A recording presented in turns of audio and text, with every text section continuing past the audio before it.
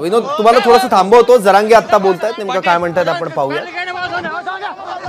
पाटील, तुम्ही दवाखान्यात जात नाहीत का? दवाखान्यात का नाही जात आहे? देवेंद्र फडणवीसला जीव घ्यायचा माझा. मराठ्याचा मधला काटा आहे. मराठा एक केला, 10% घ्यायचेच नाहीत. मराठ्याने शांत राहा. मी जातो, त्याला बळी जीव घ्यायचा. छगन भुजबळ मराठ्याचे नेते त्याने माझ्या विरोधात घातले. त्याला जीव घ्यायचा माझा पोलिसाच्या हाताने. डॉक्टरचा त्याच्यापेक्षा त्याच्यात दार जातो. त्याला म्हणा पोलिसाला गाडी आडव आणि मला गोळ्या घाल मार, पण मी ओबीसीतून आरक्षण घेणार. सगळ्या सोयऱ्यांचा गुलाल घेऊन येणार, नाही तर मरून माघारी येतो. मराठ्यांनी तो म्हणतो मराठी एक केले त्यांनी, किंवा आपलं ऐकत नाही, 10% आरक्षण घेत नाही. निवडून यायचं असलं तर याला मारावं लागल. मराठ्याला विनंती, माझ्या गाडी पुढं नका झोपू, गाडी नका आडू, जाऊ द्या माझी गाडी. काय मुंबईला जायचंय का पाटील? डायरेक्ट त्याच्या दारात जाणार.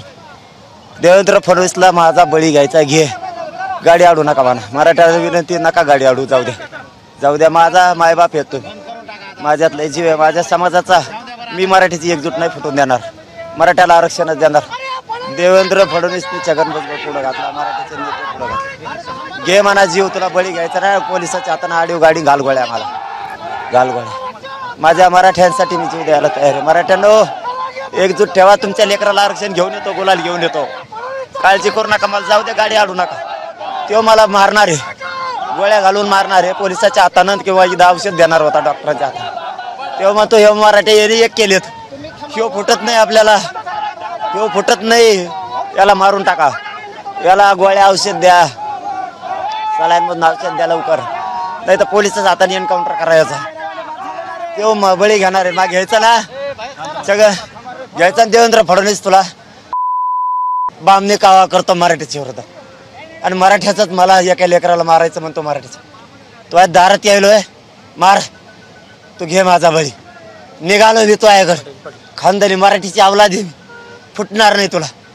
मराठ्यांना एकजूट फक्त फुटून देऊ नका.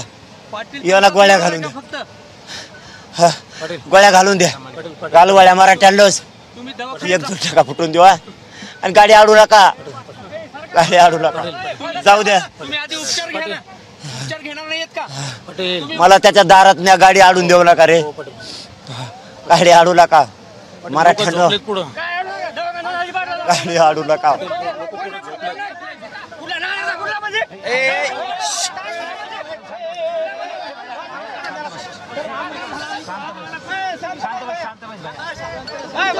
आपण जर बघितलं की मनोज जरांगे हे त्यांच्या डोळ्याला अश्रू आहेत.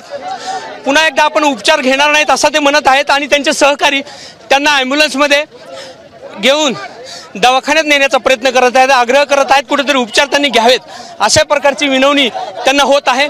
पण मनोज जरांगे हे ठाम आहेत की आपल्याला मुंबईला जायचं आहे, देवेंद्र फडणवीस यांच्या घरी जायचं आहे. आपण बघू शकत असाल तर त्यांची तब्येत ही खालावलेली आहे, आणि त्यांना उपचारासाठी कुठेतरी आग्रह होताना दिसत आहे.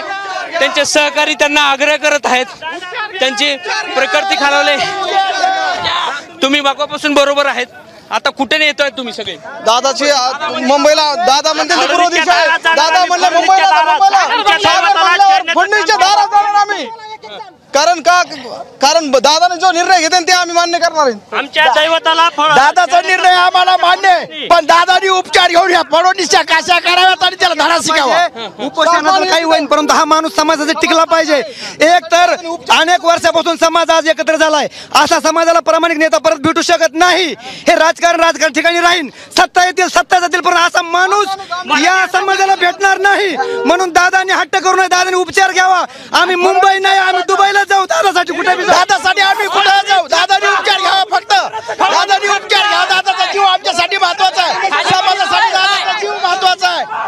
आपण बघितलं की त्यांचे जे सहकारी असतात किंवा आंदोलक असतात हे खूप आक्रमक आहेत. मात्र मनोज जरांगे यांनी अगोदर उपचार घ्यावेत, मगच पुन्हा आंदोलन पुढे ढकलता येईल किंवा पुढे घेता येईल, अशा प्रकारचं त्यांचं म्हणणं आहे. कॅमेरामॅन काकासाहेब कांबळेसह रवी मुंडे, एबीपी माझा, नालेवाडी. एबीपी माझा, उघडा डोळे बघा नीट.